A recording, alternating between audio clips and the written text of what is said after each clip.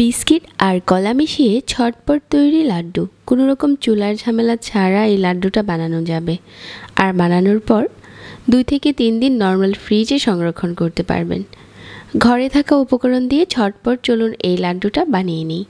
আজকের লাড্ডু বানানোর জন্য আমি এখানে 4 পিস নিয়েছি কলা, তবে কেউ চাইলে 2 পিস কলা দিয়েও অনেকগুলো লাড্ডু বানাতে পারবেন। তারপর এখানে নিয়েছি বিস্কিট। আপনার হাতের কাছে যে মিষ্টি বিস্কিট থাকবে ওগুলো দিয়ে বানাতে পারবেন।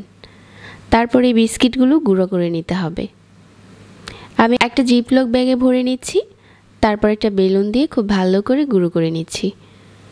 চাইলে ব্লেন্ডারে দিয়েও গুঁড়ো করতে পারেন। বিস্কুট যেহেতু খুব মচমচে থাকে, তাই বেলুন দিয়ে এভাবে করে কিছুটা বাড়ি দিয়ে নিলেই গুঁড়ো হয়ে যাবে। তো আমার এখানে বিস্কিটের গুঁড়ো তৈরি হয়ে গেছে। একটা বাটিতে নিয়ে নিচ্ছি।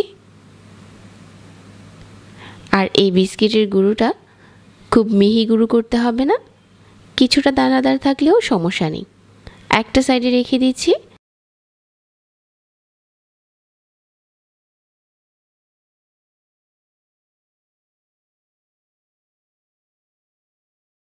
আর এখন কলা খুব ভালো করে ম্যাশ করে নিচ্ছি।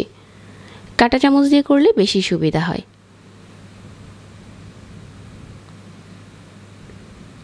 যখন কলাটা ম্যাশ করা হয়ে যাবে, তারপর এখানে আমি বিস্কিটের গুঁড়োগুলো দিয়ে দিচ্ছি।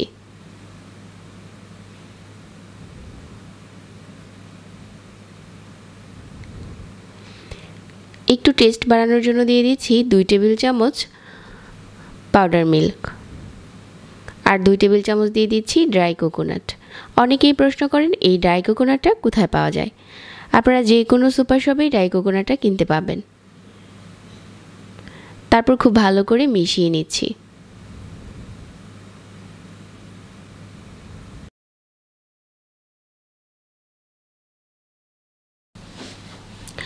তো মেশানো হয়ে গেছে। এখন হাতে নিয়ে গোল গোল করে লাড্ডুর সাইজ বানিয়ে নিচ্ছি। আমি এখানে 4টা কলা দিয়ে তৈরি করেছি, তবে 2টা কলা দিয়ে তৈরি করলে অনেকগুলো লাড্ডু তৈরি হয়ে যাবে। এই লাড্ডুগুলো এখন ড্রাই কোকোনাটে গুঁড়িয়ে নিচ্ছি। আর সবগুলো লাড্ডু একইভাবে বানিয়ে ড্রাই কোকোনাটে গুঁড়িয়ে নিচ্ছি।